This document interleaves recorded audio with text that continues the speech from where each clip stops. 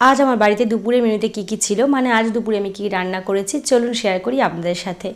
প্রথমেই ভাজা করে নিয়েছিলাম যুক্তি ফুলটা, মানে তেতো ভাজাটা আগেই করেছি, একটু সরু করে আলু কেটে দিয়েছি আলু ভাজার মতো। আর যুক্তি ফুলটা কড়াইতে অল্প তেল দিয়ে রান্না করেছি, কারণ যুক্তি ফুলটা আমি খুব কম তেলেই ভাজার চেষ্টা করি।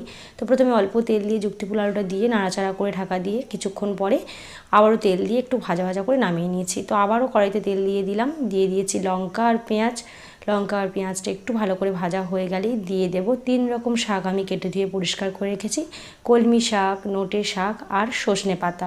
তো এখানে তো প্রচণ্ডই ঝড় হচ্ছিলো, ঝড়ে অনেক সজনে পাতা পড়েছিল, সেটাকে কেটে ধুয়ে পরিষ্কার করে নিয়েছি। অল্প লবণ আর অল্প হলুদ গুঁড়ো। শাকে একটু হলুদ গুঁড়ো কমই দেয়, সবুজ সবুজ থাকলেই বেশি ভালো হয়। তো আলতো হাতে একটু নাড়াচাড়া করে ঢাকা দিয়েছিলাম 10 মিনিটের জন্য। 10 মিনিট পরে এইরকম একটা ভাজা রেডি হয়ে গেছে। তো আঁচটাকে আরেকটু জোরে দিয়ে একটু কড়া করে শাকটা নামিয়ে নিয়েছি। এই শাক ভাজা খেতে কিন্তু দারুণ, আর এর পুষ্টিগুণও অনেকটাই বেশি। তো আবারও কড়াই পরিষ্কার করে কড়াইতে আবারও সর্ষের তেল গরম করতে দিয়ে দিয়েছি। তো তেলটা একটু গরম হয়ে গেলে দিয়ে দেবো আবারও শুকনো লঙ্কা। আজকের সমস্ত রান্নাটাই আমি শুকনো লঙ্কাই করছি, কারণ কাঁচা লঙ্কা আমার বাড়িতে ফুরিয়েছে। তো অল্প একটু পেঁয়াজ কুচি দিয়ে দিলাম, ওই একটা মিডিয়াম সাইজের পেঁয়াজ। তো পেঁয়াজটা একটু ভাজা ভাজা হয়ে গেলে দিয়ে দেবো কলমি শাক। তো ভেজে নিয়েছিলাম, কলমি শাকের একটু শক্ত ডাঁটা ছিল, সেই কলমি শাকের ডাঁটা, একটু পেঁপে, একটু বেগুন আর একটু পটল, সব রকম সবজি কেটে নিয়েছি। এটা একটা সবজির চচ্চড়ি বানাবো আমি। এটাও খেতে খুব ভালো হয়, পেঁয়াজটা ফোড়ন দিয়ে ভাজলে খুবই সুন্দর লাগে। একটু সময় হাতে নিয়ে আস্তে আস্তে এটাকে ভেজে নিতে হবে, মানে ধরুন হাতে সময় নিয়ে ভাজতে হবে। আমি একটু 15 মিনিট মতো ভেজে নিয়েছি। সমস্ত রান্নায় আমি ঝটপট করার চেষ্টা করি। তো একটু ভেজে নেওয়ার পরে দিয়ে দিলাম একটু লবণ আর একটু হলুদ। এবার আমি আরও ভালো করে আরও 10 মিনিট মতো ভেজে নেব। পুরো সবজিটা আমি ভেজেছি ধরুন ওই 15 মিনিট মতো। আর এখন দিয়ে দিলাম সানরাইজের সবজি মশলা। এটা দিয়ে যে কোনো সবজি বানালে খুবই ভালো লাগে, আমি তো বাড়িতে তাই করি। তো এবার জল দিয়ে দিলাম, ভাজা হয়ে গেছে। অল্প একটু জল দিয়েছি, কারণ এটা চচ্চড়ি টাইপের করে নেব। ঢাকনা দিয়ে দিয়েছি ওই 10 থেকে 15 মিনিট মতো। ঢাকনা খুলে দেখলাম এইরকম পর্যায়ে ফিরে এসছে, কিন্তু আমার ঠিক পছন্দ হয়নি। আর একটু এটাকে ভাজতে দিতে হবে, তাই নাড়াচাড়া করে আবারও ঢাকা দিয়ে দিলাম।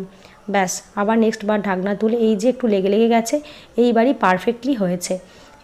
গাটা পুরো পরিষ্কার করে খুন্তি দিয়ে ছেঁকে এইভাবে নামিয়ে নিলাম। নুন ঝালটা একটু টেস্ট করে নিয়েছি। দেখতে সাদামাটা আর সিম্পল, কিন্তু এর স্বাদটা অনেকটাই।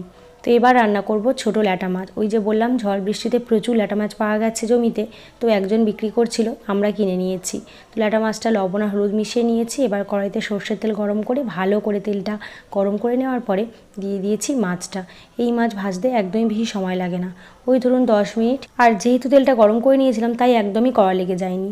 এপিট উপিট করে সুন্দরভাবে নাড়াচাড়া করে ভেজে নিয়েছি। মাছ নামিয়ে নেওয়ার পরে কড়াইতে আরও একটু তেল দিয়ে আবারও শুকনো লঙ্কা আর পেঁয়াজ ফোড়ন দিয়ে দিলাম। আজকে দেখেছেন সব রান্নাতেই কিন্তু শুকনো লঙ্কা আর পেঁয়াজটা ফোড়ন দিচ্ছি।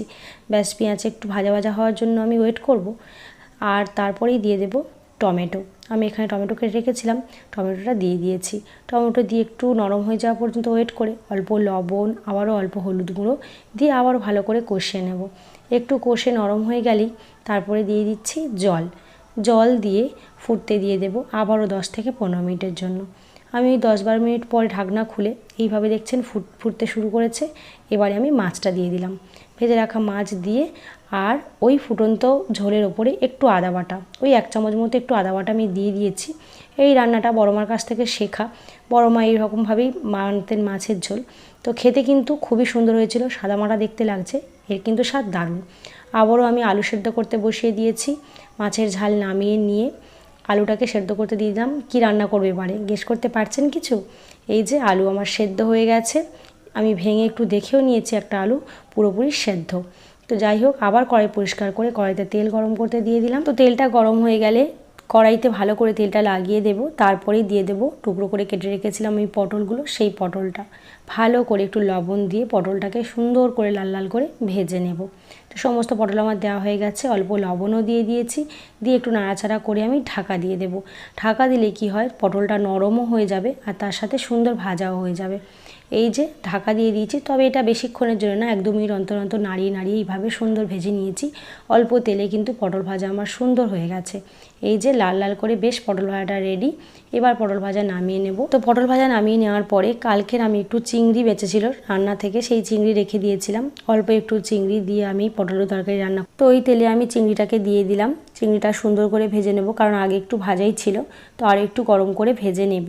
তো তো চিংড়িটা নামিয়ে নেওয়ার পরে কড়াইতে তেল দিয়ে দিয়েছি, দিয়ে দিলাম তেজপাতা, শুকনো লঙ্কা আর 5 ফোড়ন। বেশ সুন্দর একটা গন্ধ বেরিয়ে আসলে দিয়ে দেবো পেঁয়াজ কুচি। পেঁয়াজটা দিয়ে ভালো করে ভেজে নেব। একটু ভাজা ভাজা গন্ধ বেরিয়ে আসলে আমি দিয়ে দেবো টমেটো। টমেটোটা একটু নরম হয়ে যাওয়া পর্যন্ত আমি ভালো করে ভেজে নেব। টমেটো নরম হয়ে যাওয়ার জন্য একটু লবণ দিয়ে দিয়েছি আর একটু হলুদ গুঁড়োও আমি দিয়ে দিয়েছি। ব্যাস, এখানে 2 চামচ হলুদ গুঁড়ো আমি ব্যবহার করেছি। আর যেহেতু পটল ভাজাতে আমি কোনো রকম হলুদ দিইনি, তাই একটু বেশি হলুদ এখন লাগবে। এবার আমি বেটে রেখেছিলাম আদা বাটা দিয়ে ভালো করে একটু কষিয়ে নেব। সুন্দর একটা গন্ধ বেরিয়ে আসা পর্যন্ত ওয়েট করব। আদা বেশি ভাজবো না, ভালো করে মানে ওই 30 সেকেন্ড থেকে 1 মিনিটের মধ্যেই। তো এখন সেদ্ধ আলু দিয়ে দিয়েছি। সেদ্ধ আলু দিয়ে ভালো করে সুন্দর করে কষিয়ে নেব। একটু বেশিক্ষণ সময় নিয়ে রান্নাটা করতে হবে, মানে কষানোটাই মেন। তো আলুটা ওই 2-3 মিনিট মতো কষিয়ে নেওয়ার পরে পটল আর চিংড়ি যেটা ভেজে রেখেছিলাম সেটা দিয়ে দিলাম একসাথে। আরও ভালো করে কষিয়ে নেব। ধরুন ওই 1 থেকে 1.5 মিনিট সময় নিয়ে সুন্দর করে কষিয়ে নেব। তো কষিয়ে নেওয়ার পরে অল্প একটু গরম জল দিয়ে দেবো, মানে ঠান্ডা জল ইউজ করলেই হয়, তবে গরম জল দিলে একটু বেটার, যেহেতু সব কিছু ভাজা আর সেদ্ধ সেই জন্য অল্প একটু গরম জল আমি দিয়ে দিয়েছি। ফুটতে দিয়ে দেবো 20 মিনিটের জন্য। মাঝখানে আমি একটু গরম মশলার গুঁড়ো দিয়ে দিয়েছিলাম। ব্যাস, এখানে আমার পটল আলু চিংড়ি তরকারিটা রেডি। আর কি কি রান্না করলাম চলুন দেখিয়ে দিই। এই যে যুক্তি ফুল হচ্ছে ভাজা, আর আমার এই পেঁয়াজ লঙ্কা ফোড়ন দিয়ে 3 রকম শাক ভাজা, এই যে সবজির একটা 5 মিশালি চচ্চড়ি, আর ল্যাটা মাছের ঝাল, আর ওই তো পটল চিংড়ি। যাই হোক, আজকের মেনু আপনাদের সাথে শেয়ার করলাম।